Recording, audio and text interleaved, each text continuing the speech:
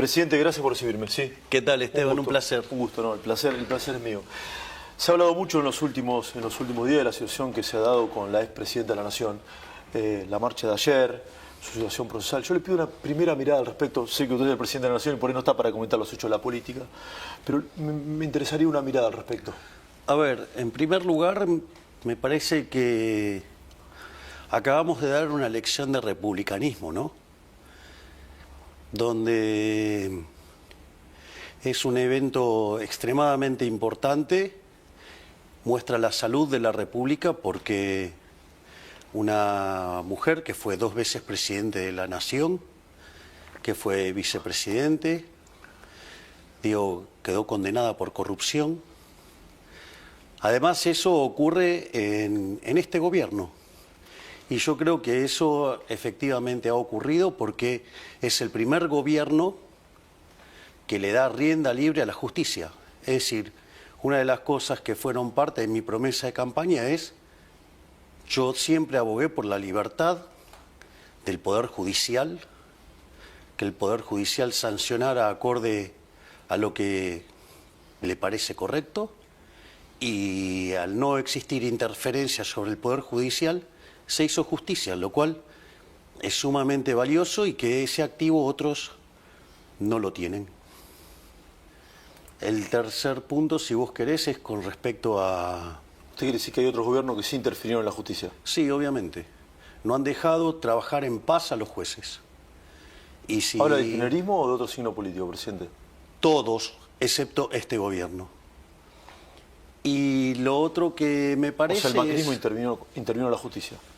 Bueno, digamos, al macrismo en la lógica en la cual se intentaba vender como el único opositor al kirchnerismo, siendo que fue el que después le permitió volver, ha jugado un rol en interferir las instituciones, a punto tal que, por ejemplo, en lo que hizo Pichetto en la Cámara de Senadores, cubriéndolo a Cristina, después se lo pagaron dándole la candidatura a vicepresidente, ¿no?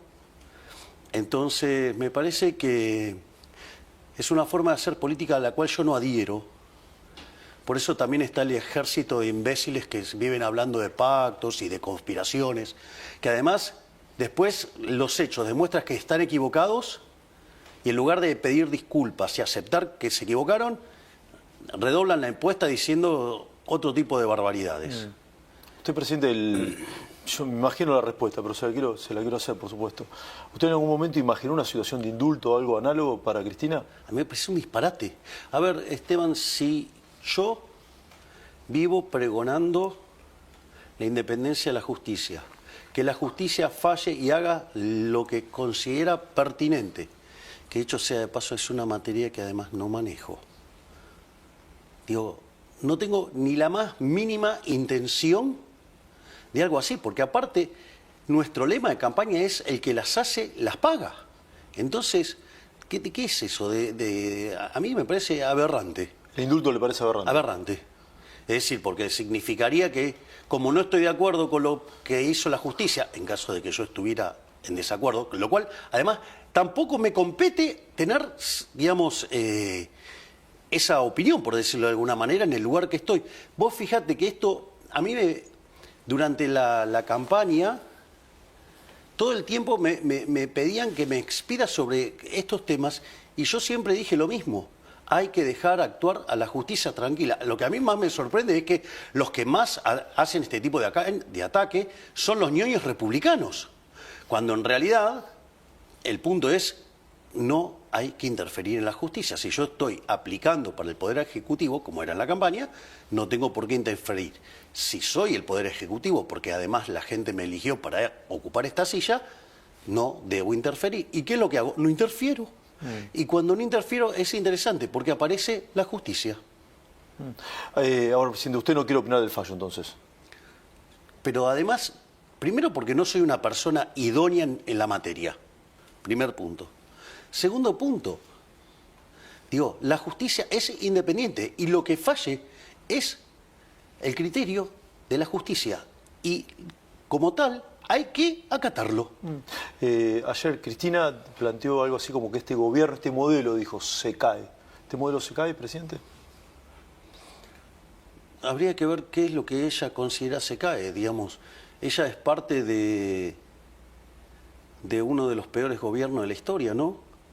Es decir, por ejemplo, durante su segundo mandato, ella logró que el PBI per cápita cayera, es decir, porque el PBI se mantuvo constante durante su segundo mandato, pero en un contexto donde Argentina, dado que tuvo los mejores términos de intercambio de la historia, debería haber crecido al 11 per cápita.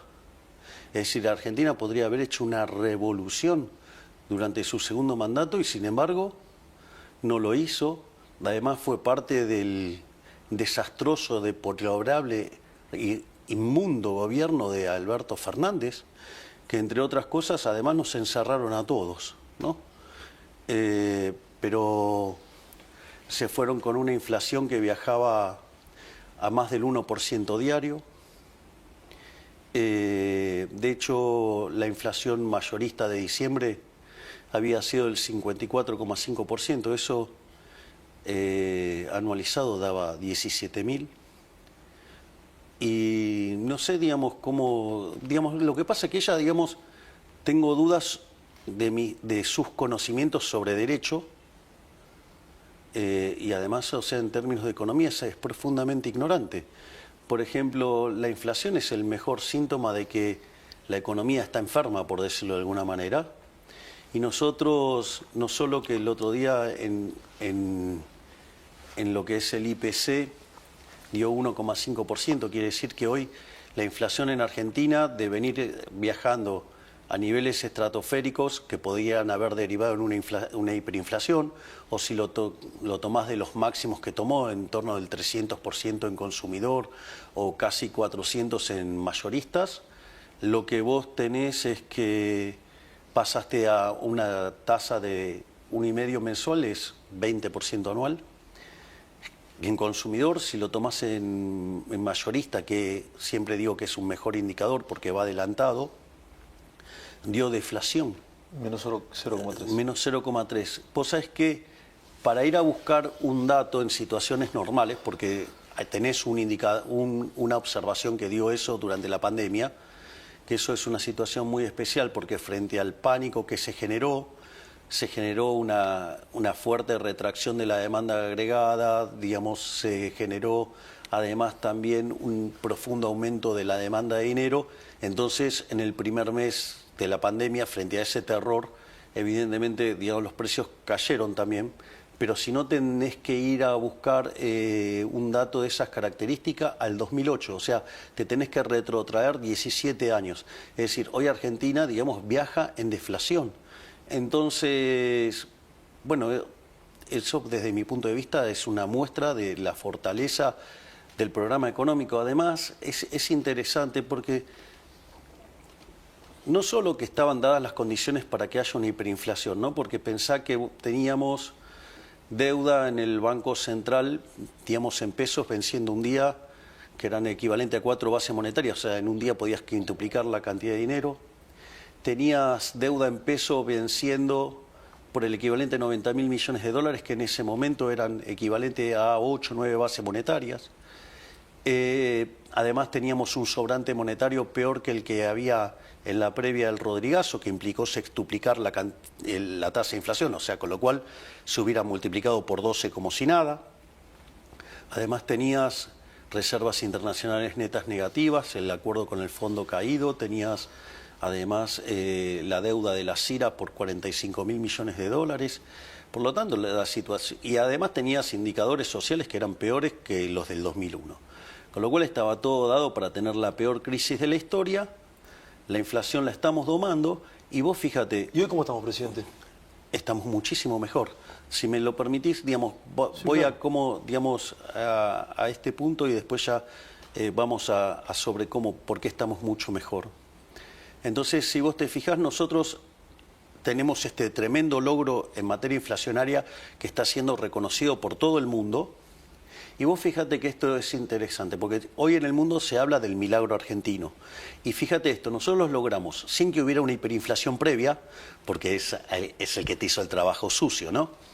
Lo hicimos sin una expropiación, no sé, tipo Plan Bonex, nosotros no expropiamos a nadie, lo hicimos todo, lo hicimos a mercado. No solo eso, sino que además no fijamos el tipo de cambio, que es una forma de acelerar la baja de la inflación de manera artificial. Lo hicimos sin controlar precios y además, en general, los planes de estabilización primero hacían los ajustes tarifarios y después te mostraban como logro, digamos, la baja de inflación post ajuste tarifario. Y nosotros lo venimos haciendo durante el propio programa. Es decir, con lo cual, y además lo estamos haciendo mucho más rápido que la convertibilidad. Vos fíjate que hay un trabajo de Gerardo de la Paulera, Bossoli e Irigoyen que se llama Passing the Buck y toma lo que se llama el índice de presión macroeconómica y demuestra que el mejor gobierno de la historia había sido el primer gobierno de Menem. El gobierno de Menem se caracterizó por qué cosas: un programa de estabilización exitoso, la convertibilidad, y un conjunto de reformas estructurales. Hoy, parados hoy, nosotros tenemos una baja de la inflación mucho más profunda que la de la convertibilidad y hecha de manera genuina, y al mismo tiempo, no solo eso, sino que hoy ya llevamos 25 veces más de reformas que las que hizo Menem. Por lo tanto, digamos, o sea, en primer lugar, digo, lo que puedo decir sin lugar tipo de duda, es que somos el mejor gobierno de la historia. Y después vos me habías preguntado otra cosa, que es ¿cómo estamos? Mirá, lo primero es, nosotros primero dijeron que no íbamos a poder estabilizar. Cuando empezamos a estabilizar, empezaron a decir que íbamos a hundir a la economía en una gran depresión. Ajustes de la mitad del que hicimos nosotros ajustamos 15 puntos del PBI, generaron caídas de por lo menos, o sea, ajustes de la mitad, caídas de 15% del PBI.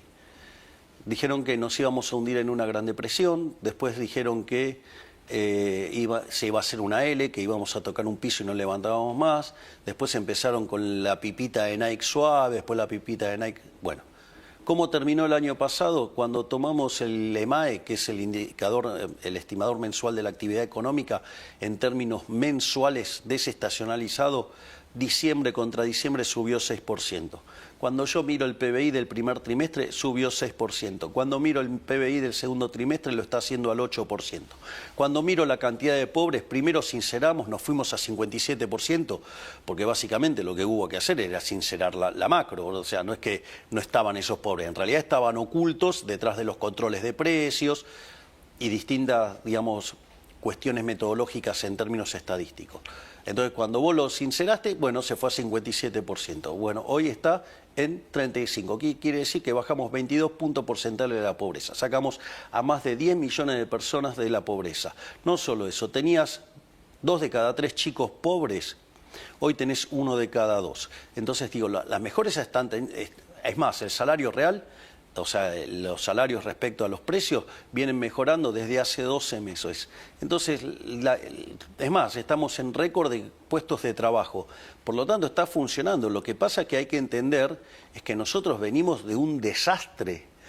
Y lo que nosotros estamos haciendo es hacer las cosas seriamente. Digamos, los atajos no te llevan a ningún lado. Hay sectores de la economía que plantean, ¿sí?, que falta empleo en Argentina, que hay una crisis de empleo, y otro sector habla de que Argentina está muy caro en dólares.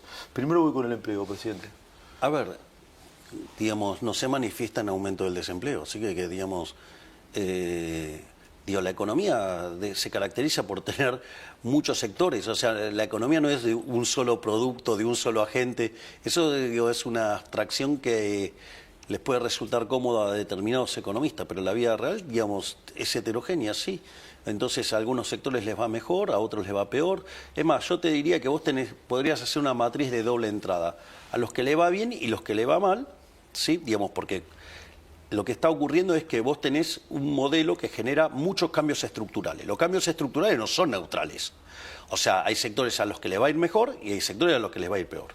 Ahora, es decir, digamos, ahora, dentro de los que les va mejor están los que se prepararon para el cambio, o sea, la vieron y se subieron a eso, entonces le está yendo muy bien.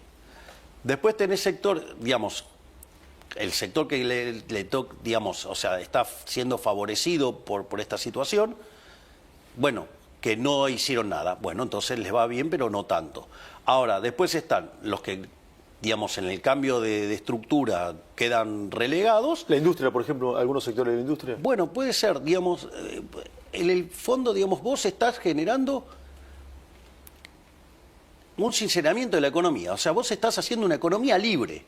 Entonces, todos los sectores protegidos, subvencionados, digamos, o sea, los que viven de los demás, sin competir, y bueno. Hay sectores de industria que se van a tener que reconvertir, entonces. Exactamente. Bueno, pero es parte de la vida. Entonces, vos tenés... No hay marcha atrás con eso. Pero de vuelta, explícame por qué yo tengo que cobrarte impuestos a vos, a él, a todos los que están acá, para subvencionar a alguien que no hace bien su trabajo. Explícamelo por qué. Digo, porque vos si haces mal tu trabajo te echan, te aviso. Entonces digo, ¿por qué? ¿Qué hay gente que tiene privilegios? Entonces no, acá se compite, El que hace bien las cosas, le va bien. El que no hace las cosas bien, quiebra. Dejo el dólar para más adelante. Para competir, muchos sectores reclaman reforma laboral e impositiva. Sí, siempre piden algo. ¿Sabes qué?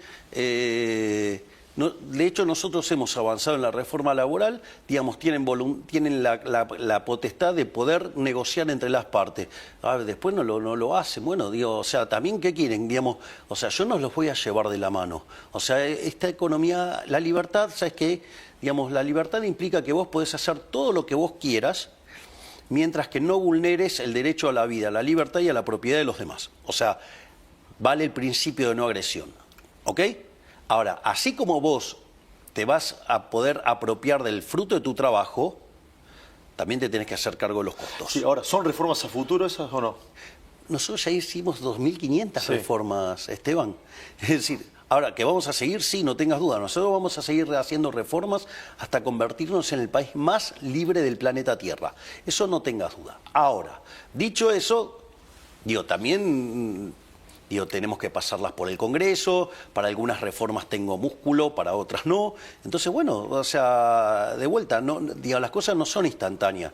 Ahora, el punto, y después también lo que veo es que, no sé, tenés que hacer, por decir algo, 1000 reformas, hiciste 999 y la importante es la que falta siempre. La verdad que, bueno, se nota que mucha gente, ¿viste? ¿A los gobiernos no peronistas se le exige más? Eso no tengas duda. ¿Hay una vara distinta para medir al gobierno peronista y al no peronista? Definitivamente. Sí. Recién le planteaba lo del dólar. ¿Argentina está caro en dólares? La pregunta es, ¿el tipo de cambio está intervenido? No, hay bandas. Flota. Flota. Ok, ¿no? Sí. Te diría Josovich, sí, ¿no? sí. Flota. Gritó más igual Josovich. Bueno, está bien, sí. digamos, digamos. Sí. Pero, ¿cómo es que está caro? Si el tipo de cambio es libre. El tipo de cambio es libre. Es decir, no se puede ser tan arrogante. Mira, hay una serie de trabajos de Hayek sobre el uso del conocimiento en la sociedad, digamos, y distintos trabajos, o por ejemplo la propia su último libro, La fatal arrogancia. Mira, vos para saber cuál es el vector de precios de equilibrio de una economía, vos deberías conocer las preferencias de los agentes de la economía, o sea, pasados, presente y futuro. Deberías conocer la tecnología, pasada, presente, futura. Deberías conocer cómo evoluciona la población y, digamos, cómo evolucionan las preferencias de esa población. Deberías conocer, básicamente, las dotaciones de la economía, la cual encima, además, con los descubrimientos va cambiando. Sí, fluctuante, claro. Bien, exacto. Entonces, ¿qué quiere decir esto? Que vos para saber todo eso deberías ser omnisciente, omnipresente y omnipotente. O sea, ¿qué quiere decir esto? No hay manera, ¿sí?, de que vos conozcas el vector de precio de equilibrio.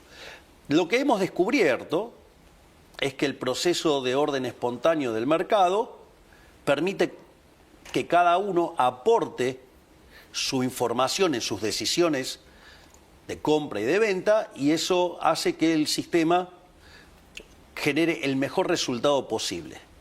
Pero, digamos, nadie conoce ese vector. Con lo cual, lo primero que te diría es, los que están diciendo que está caro, yo lo primero que le preguntaría es, che, ¿vos conoces el vector de precio de equilibrio de toda la economía? Si te dice que sí, sabes que es un chanta. El segundo punto es, che, si flota y es libre el tipo de cambio, digo, ¿quién sos vos para hacer un juicio de valor? ¿Qué es lo que me estás diciendo? Que todo el conjunto de individuos que participan en el mercado, o sea, tanto local como internacional, están todos equivocados y el único que sabe lo que es sos vos. O sea, y después, fíjate esto. Una cosa es el que opina, otra cosa es el que pone el bolsillo. Vos fíjate cómo los economistas le viven errando todo el tiempo a las previsiones de inflación y siempre el mercado está mucho más cerca, digamos, por lo que las tasas de inflación implícita en los precios de los bonos. ¿Qué quiere decir esto? Mira, yo te voy a decir algo. Yo el otro día hablaba con De Pablo, le dije... De Pablo. El profe De Pablo, sí, que había una frase que me parecía que era de él y él me dijo, no es mía, pero podría ser mía.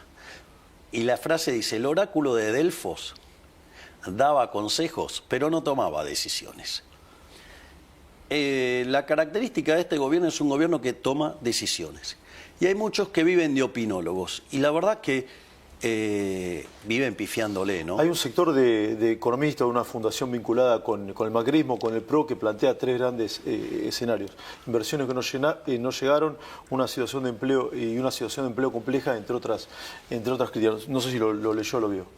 No, ya cuando miré la primera definición de otro pifiador serial malintencionado como la Cunza, ya digamos, o sea, me causó tanta gracia la primera definición porque hablaba... Que no habían avanzado las privatizaciones también. No, bueno, yo preguntaría, ¿en qué privatizaciones avanzaron durante el gobierno de Macri? Porque de hecho ni siquiera lo postulaban como, no sé, me acuerdo, digamos, reportaje Marcos Peña y Esteban Bullrich diciendo no, que ellos abogaban por una aerolínea argentina pública y eficiente. Yo les recuerdo es que yo mandé todo un conjunto de empresas para privatizar y que el Congreso de las casi 50 que me mandé, 6, ¿no? sí, 11 y parte es parcial, con lo cual, digamos, o sea, nadie quiere estar de socio del Estado argentino. Y sin embargo nosotros tomamos Aerolíneas Argentinas, digamos, no nos dejaron ponerla para privatización y a diferencia de todo lo que hicieron los demás, después de 18 años hemos logrado que genere ganancia. Y lo mismo hicimos con YPF, o sea, con lo cual, digo, es muy interesante. Esos son los ñoños republicanos, usted habla de ñoños republicanos. Digo, son esos, después digo que la gente los identifique solitos, o sea, son los tipos que hablan de la República y que cuando tuvieron, digamos, que estar en el poder, digamos, o sea, digamos, las instituciones... las dejaron de adorno y los comentaristas políticos bien que se hacían los tontos. Pero a lo que voy es, porque la primera reflexión es la estabilización no es suficiente. Bueno, lo primero que te diría es, ustedes no lograron estabilizar la economía, yo sí. Ustedes no lograron el superávit fiscal, lo amplificaron, ¿sí? Es decir, porque el equilibrio fiscal que alcanzaron no fue un verdadero equilibrio fiscal. Equilibrio fiscal es cuando vos tenés equilibrio en la línea financiera, es decir, después de pagar intereses. Y la realidad es que eso en el gobierno de Macri no se hizo. El ajuste lo empezó a hacer el mercado cuando vino la crisis, después de... Digamos, bueno, la crisis empezó del 28 de diciembre del 2017 cuando se llevaron puesto al Banco Central. Che, eso no es muy republicano que digamos, ¿no? Digamos, la conferencia el 20 de diciembre o 17 de diciembre. 28 de diciembre del 2017, la cual se llevaron puesto al Banco Central. O no sé, digamos, la ley de alquileres no es muy republicana que digamos, y tampoco es muy republicano esto lo habló digamos, el con impuesto Macri, a la renta presidente. financiera. A ver, yo lo que digo es lo siguiente. Yo, digamos... me parece que es más interesante armar un espacio donde podamos convivir en la ciudad de la libertad y avanzar contra los colectivistas que estar fijándome en estas diferencias. Entonces... ¿Y que sea violeta o amarillo lo mismo? Todos los que quieran defender la ciudad de la libertad estamos en el mismo barco. Pero de vuelta... Entonces yo veo estas críticas, es, digamos, el mismo Chanta de la Cunza cuando agarró y le puso un 4 a la política cambiaria de Argentina, cuando fue él el que restauró el cepo, ¿no? Es decir, digamos, hay que ser un poquito más humilde, digamos, o sea, tenés que tener autoridad moral para opinar. Si vos pusiste el cepo, digamos, la verdad que... ponerte a opinar sobre la política cambiaria es bastante... ¿Y quién tiene autoridad moral para hablar en Argentina de esos temas? en términos de resultados, Sí. nadie. Pifiaron todos. O sea, y lo más interesante es que todos los economistas le vienen pifiando todos y los únicos que acertamos somos nosotros. Sí. Hay algunos que aciertan, ¿sí? Hay gente que trabaja muy seriamente, como por ejemplo Ricardo Arriazu. Ricardo Arriazu al inicio desconfiaba, después cuando empezó a ¿Fue ver... crítico usted? Sí, pero después, digamos, se dio cuenta de cómo venía la cosa y corrigió. Y digamos, hay otros economistas que también trabajan muy bien, digamos, o sea, el propio profe de Pablo, digamos. Bueno, Suchovich planteó también que... Claudio, bueno, Sí. Claudio es una persona muy razonable. Planteó algún tema de consumo también. Mira, yo creo, Dios, si me lo permitís, Sí, voy por a ser supuesto. técnico. Sí, sí, por acá. supuesto. En mi otra vida, Sí. cuando era... La audiencia define el mercado. Sí. Cuando era un economista profesional, yo una de las cosas que hacía me dedicaba a hacer modelos de simulación macro. Entonces, vos venías, me pedías que te simulara un programa económico y yo te lo hacía. De hecho, lo hice para Guillermo Francos, que era el ala liberal de los que estaban con Scioli. Lo hice para Carlos Melconian cuando estaba para la candidatura de Mauricio Macri, cuando después llegó a ser presidente. Y lo hice también para Guillermo Nielsen, que en ese momento estaba con Massa. O sea, con lo cual vos me traías un programa económico y yo, digamos, te lo simulaba y te decía lo que te iba a dar de resultado. Dentro de las cosas que tenía que estimadas adentro de ese modelo, tenía que tener una función de consumo.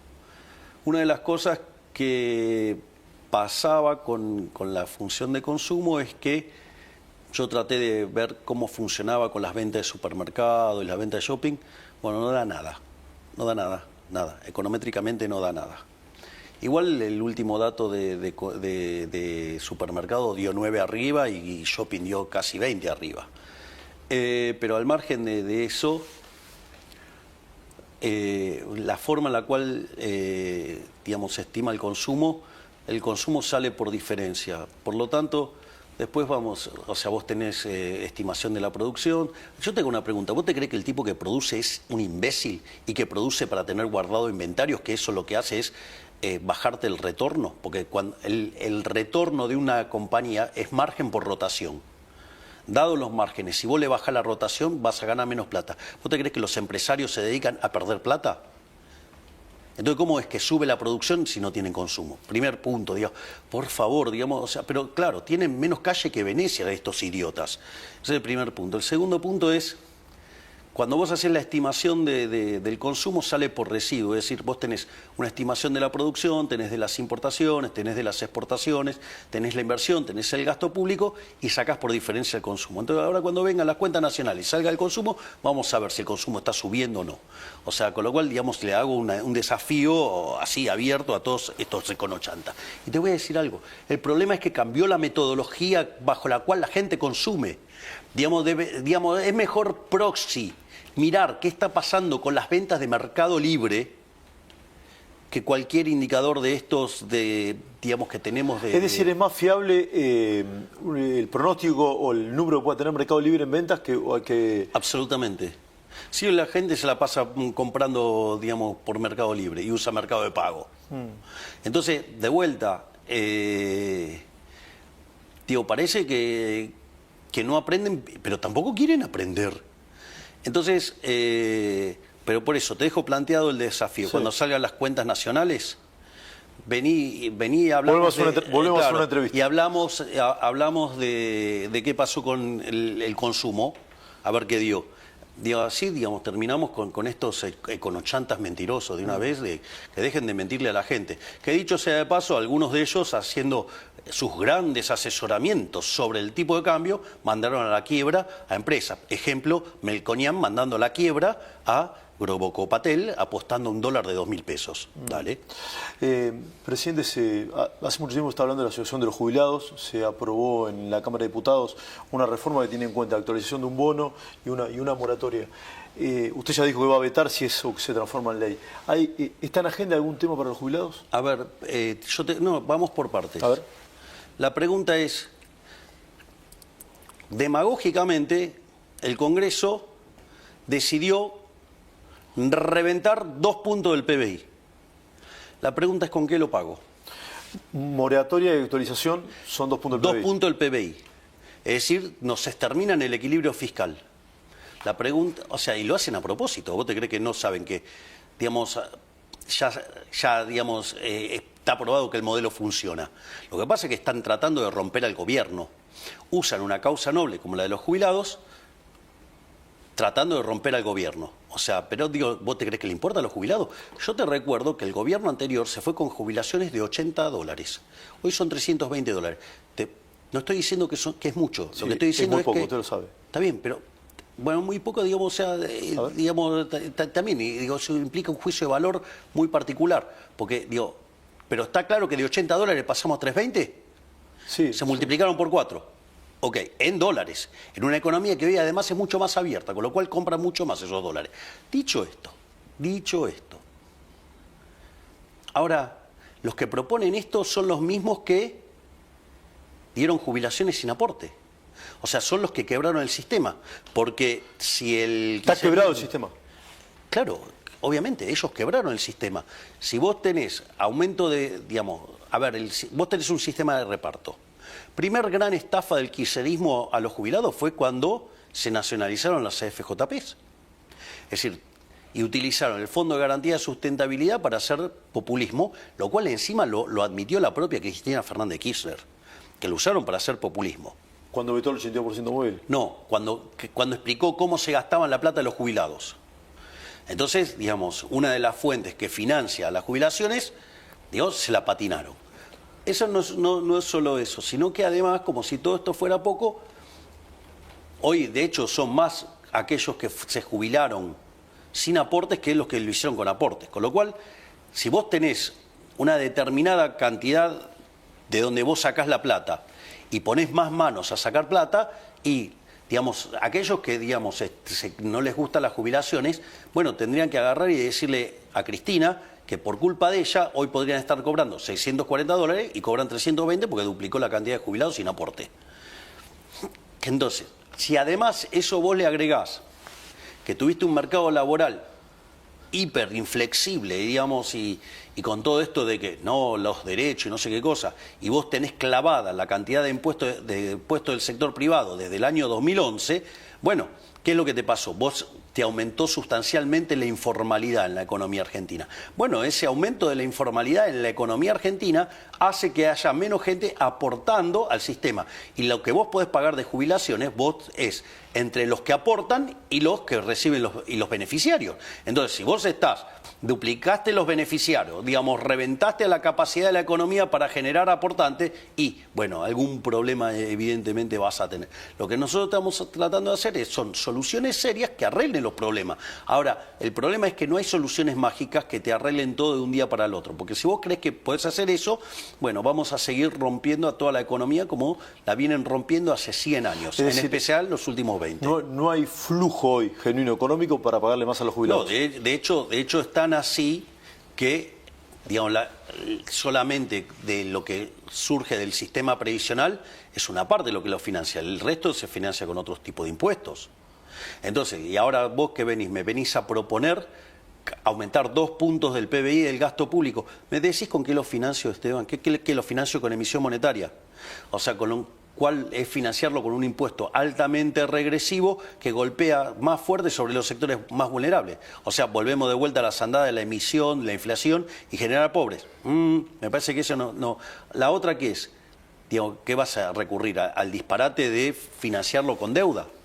Un problema de flujo lo vas a resolver con deuda.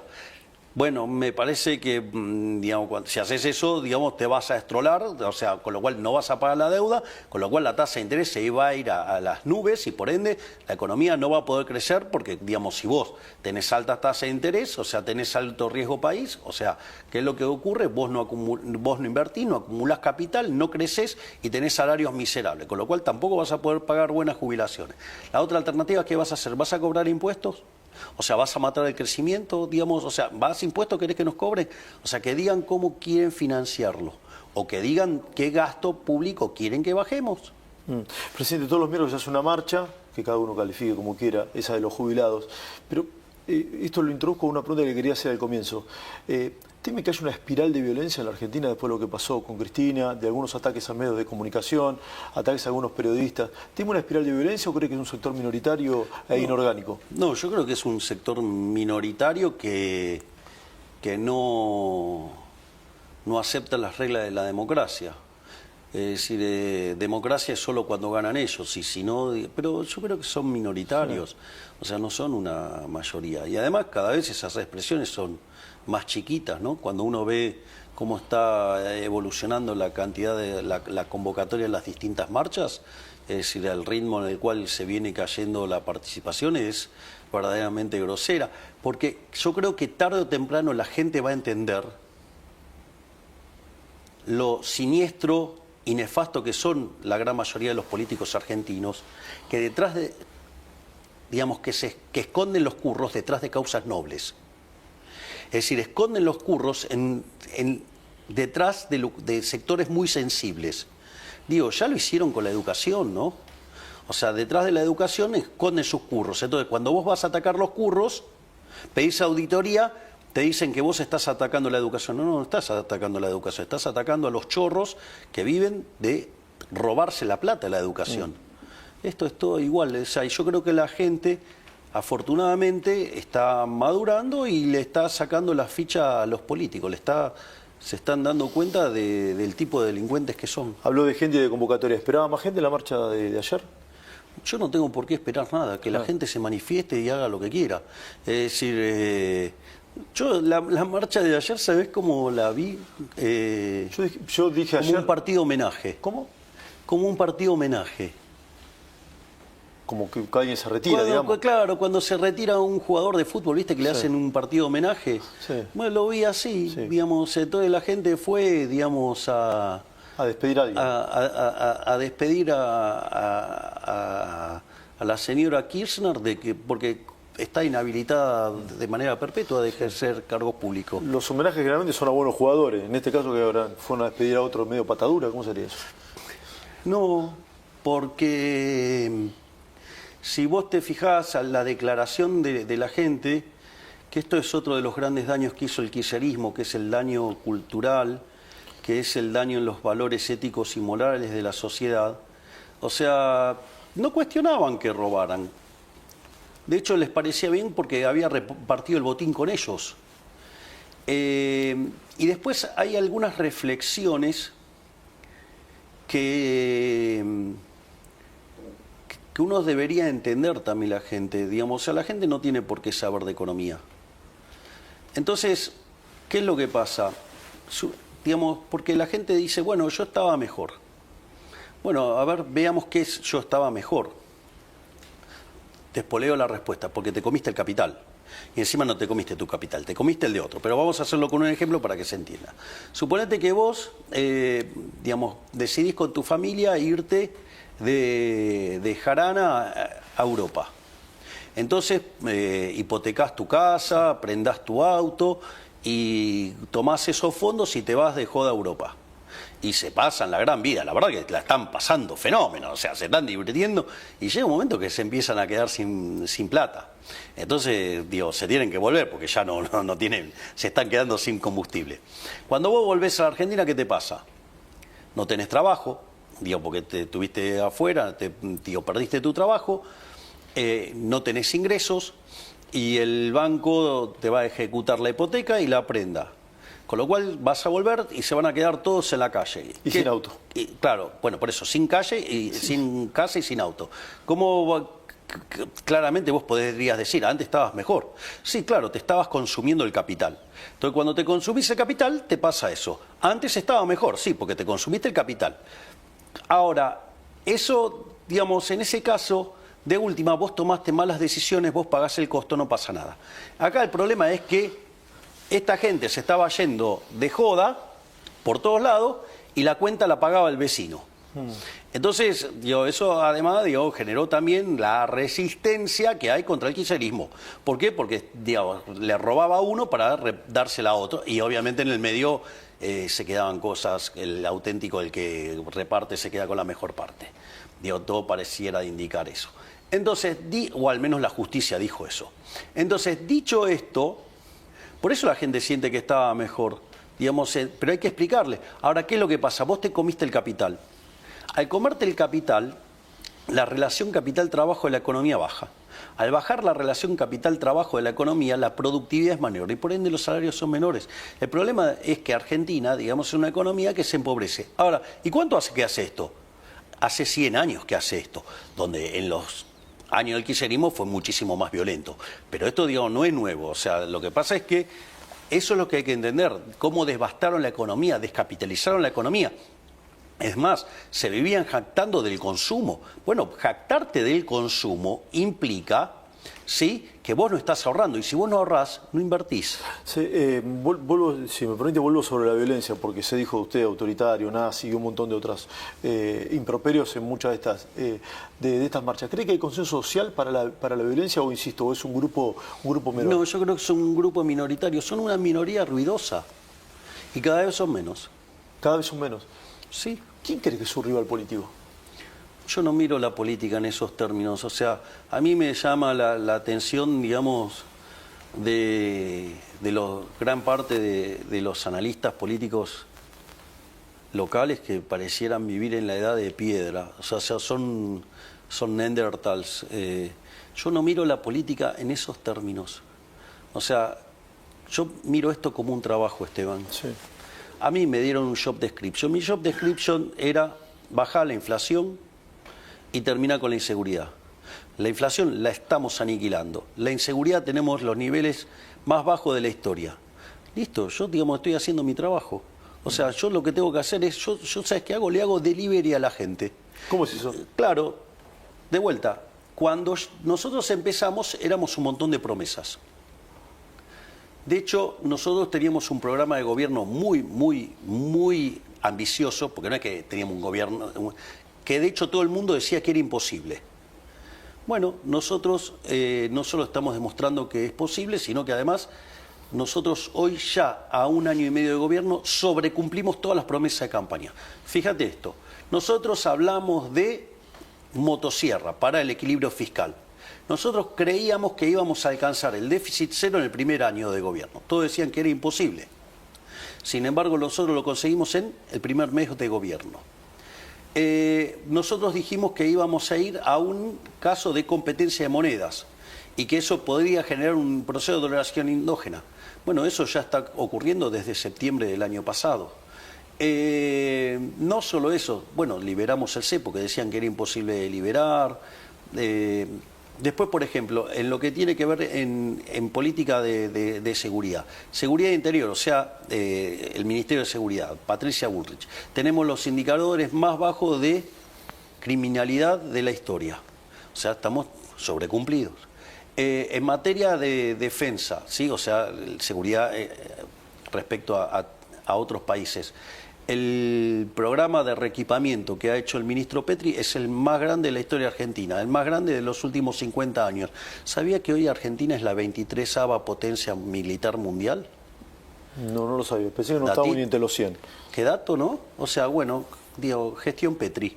Entonces, ¿qué más, digamos, me comprometí? Me comprometí en una política internacional alineada con Occidente, donde determiné que mis dos grandes socios iban a ser Estados Unidos e Israel. Y usted mira mi política internacional, es bien consistente ya con le quiero eso. preguntar por la gira y la situación que se está dando entre Israel e Irán, pero quiero volver sobre esto. Usted varias veces manifestó la idea de ir por su reelección, ¿sí? ¿Esa idea está firme? Esa idea está, digamos, sí, digamos, si la gente lo avala. Sí. O sea, hay que pasar por las urnas. Sí. ¿Y usted qué lee de la temperatura que hay en la sociedad? Esteban, yo no tengo que mirar nada, yo tengo que hacer mi trabajo y después lo someto a evaluación de la gente. O sea, yo no estoy en la politiquería, en a ver si chicaneo a tal político, Sí. yo trabajo. O sea, usted no levanta el teléfono de un diputado para llamarlo por una cuestión u otra, o de un concejal, o... ¿Para qué? No sé, para hacer política. No está en su ADN. No está en mi ADN. Ahí voy a hacer una aclaración también, porque esto es interesante. El gobierno tiene 3 líneas de acción. tiene la gestión, tiene la política y tiene la batalla cultural.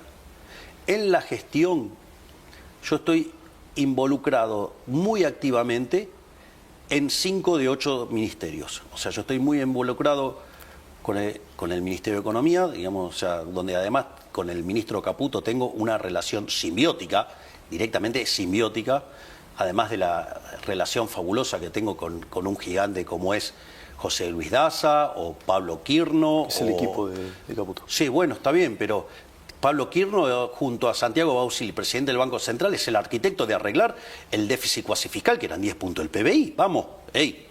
O ese gigante que tenemos de secretario, digamos, que es Guberman, ¿sí? Digamos, que se encarga de mirar los números. Sí. Los 5 ministerios son economía. Pues bueno, por eso.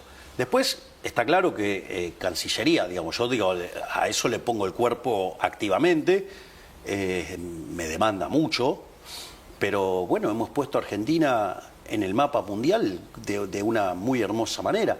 Después con otro ministerio que trabajo muy duramente es con Capital Humano, que es una de mis invenciones. O sea, el mundo admira nuestro trabajo de capital humano. El propio Papa el León XIV ha ponderado el trabajo de Sandra Petovelo y ha pedido, digamos, que interactúe con los responsables de políticas sociales del Vaticano para que, digamos, intercambien experiencias.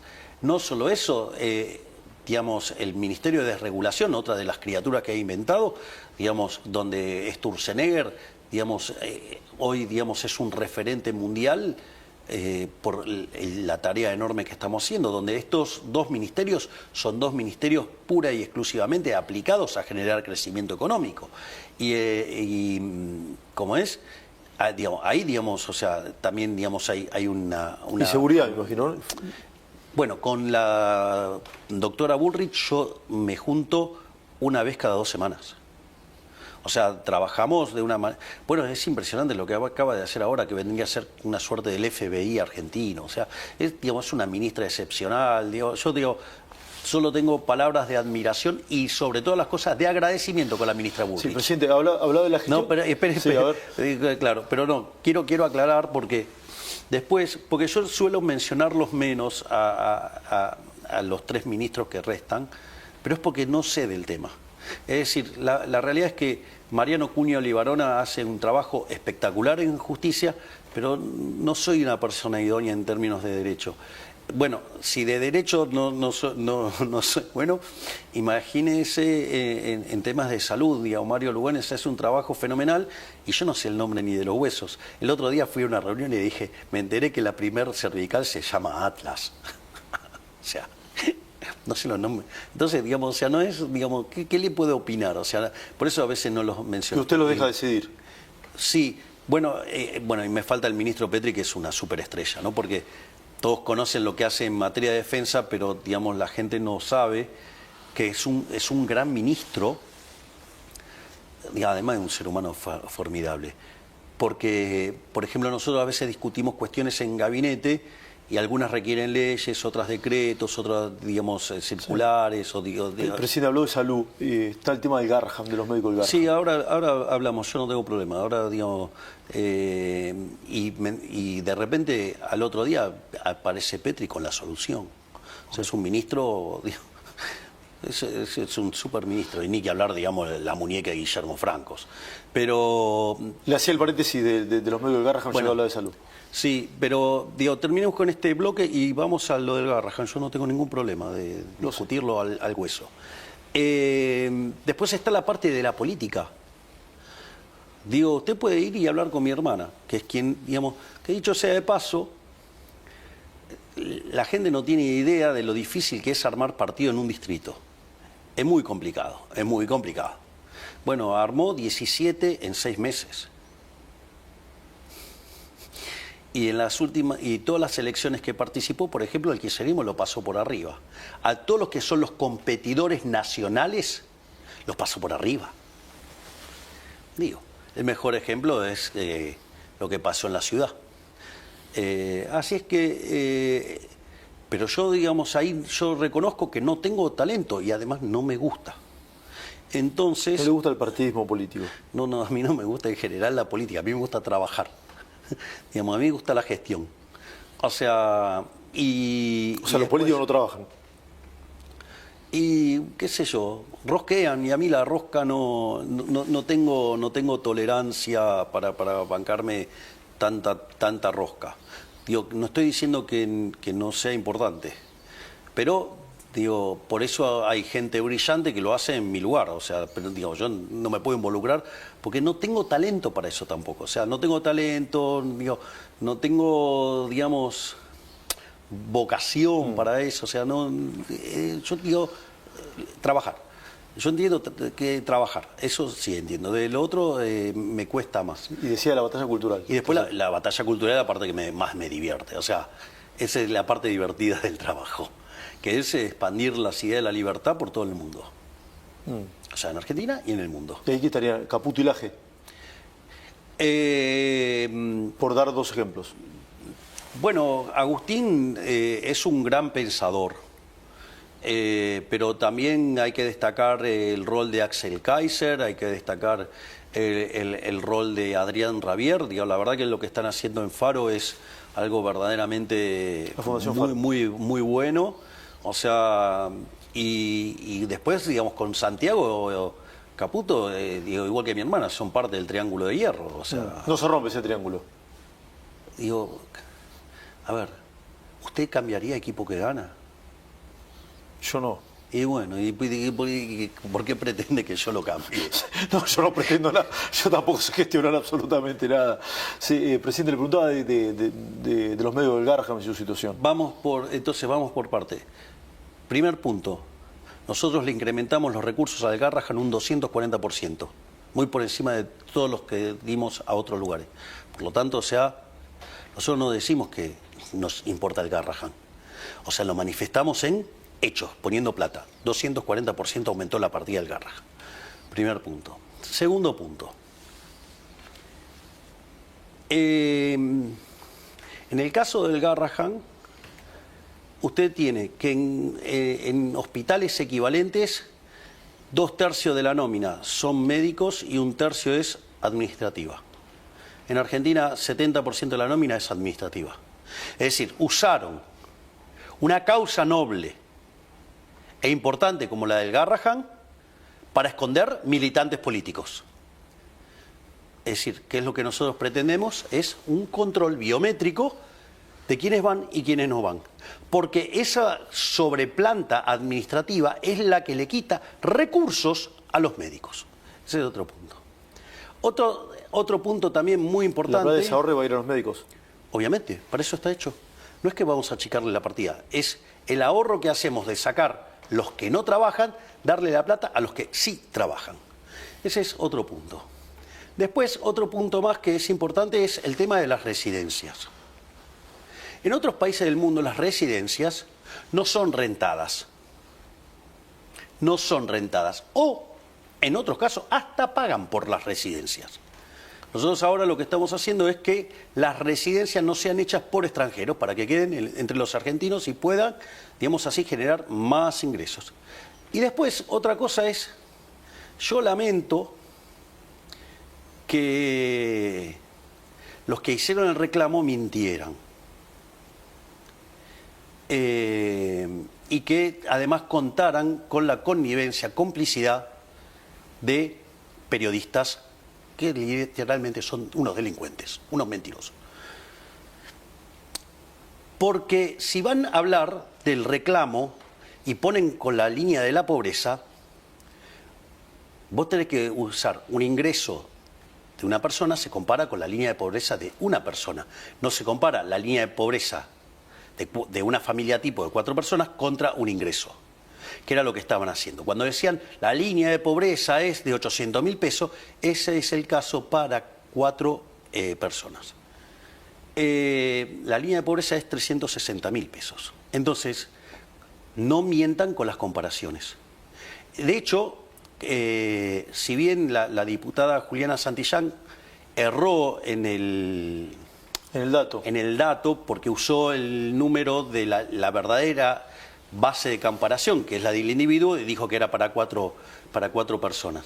Bueno, pero eso también es muy interesante, porque ella después lo corrigió en vivo, se dio cuenta que se había equivocado y lo corrigió. Pero ¿qué es lo más interesante? Que cuando cometió el error, las basuras de los periodistas, basuras que estaban ahí, le saltaron a la yugular. Que eso era básicamente de un individuo y que 800.000 era... Bueno, porque se había equivocado, presidente. Está bien, pero entonces quiere decir que...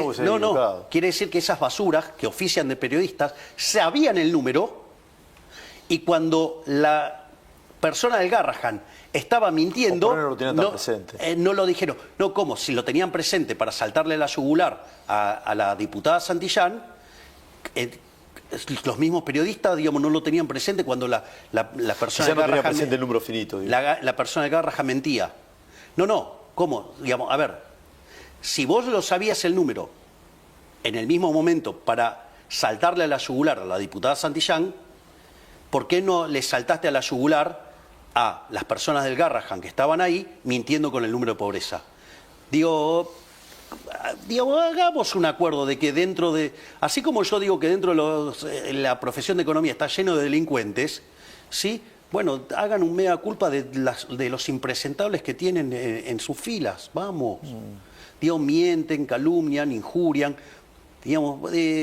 porque esos son los que ensucian al resto del periodismo. Sí, presidente, es un tema para hablar. Son el 90% aparte, digamos, los que hacen todo este tipo de aberraciones. Parece insólito, pero tenemos que ir cerrando. Pero no es porque no quiera hablar de esto, pero le quiero, porque si no Adorni me va a matar. Y me hace así, corta, pelado. Pero no me lo dice por el tema, sino porque, por un tema de tiempo. No puedo dejar de hacer esta entrevista sin hablar de Israel. Usted volvió de aquel país, no bien se inició el bombardeo hacia los puntos estratégicos de Irán. ¿Cómo está esa situación y cómo lo está haciendo el gobierno? A ver, yo quiero que... acá hay que hacer varios puntos. Primer punto. Yo soy un aliado de Israel. Entonces, pero quiero que la gente entienda qué es lo que está pasando. Primer punto. Israel acepta que existan otros países. Eso es cierto. Irán no acepta que exista Israel. La verdad. Primer punto. O sea, digamos, usted tiene un caso de un país que quiere exterminar a otro. O sea, Irán es una teocracia que quiere exterminar al único país, a la única democracia libre de Medio Oriente. Los quiere exterminar. Entonces, digo, usted es muy difícil querer negociar con alguien que lo quiere exterminar. Primer punto. Segundo punto. Hay un elemento muy importante acá, y es que Israel, está dando la batalla de Occidente. Si usted se fija, digamos, a Israel no solo lo ataca Irán, sino que también los atacan los terroristas, llámese Hezbollah, Hamas, los Houthi, sí, digamos, o sea, todos atacan a Israel. Pero al mismo tiempo Israel también es atacado por la izquierda. Esto es muy importante porque hay toda una demonización de Israel y muy especialmente de mi queridísimo amigo Benjamín Netanyahu. ¿Sí? Y voy a explicar por qué, porque esto también es de una gravedad enorme. Porque los medios mienten abiertamente. Yo le voy a explicar algo. A Israel en el fondo lo atacan por dos cuestiones. Lo atacan los teocráticos porque lo quieren hacer desaparecer. Y lo ataca la izquierda básicamente porque Israel en el fondo son las bases del sistema capitalista. La base moral del capitalismo es la cultura judeocristiana. Entonces, el ataque a Israel tiene que ver con derrumbar los valores de Occidente y derrumbar el capitalismo. Por eso usted va a encontrar a la izquierda aliada con la teocracia. Y por eso lo quieren exterminar a Israel.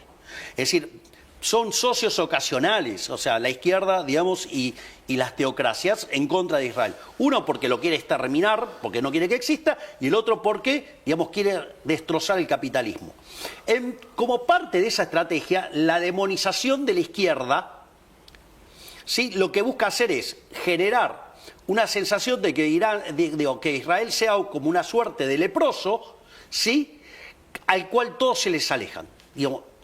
Entonces, ¿Y eso por qué lo hicieron? Porque Irán en paralelo se estaba armando y se estaba desarrollando como potencia nuclear. Usted imagínese que si se desarrolla Irán como potencia nuclear, el mundo está en problema. De hecho, el primer ministro alemán lo dijo con claridad. Israel está haciendo el trabajo sucio que no hacen otros. De hecho, atentó contra la Argentina. Claro, a ver, Israel, obviamente, 2 veces, 2 atentados. AMIA, sí, Embajada de Israel. 114 muertos, vamos. O sea, es un enemigo de Argentina, vamos.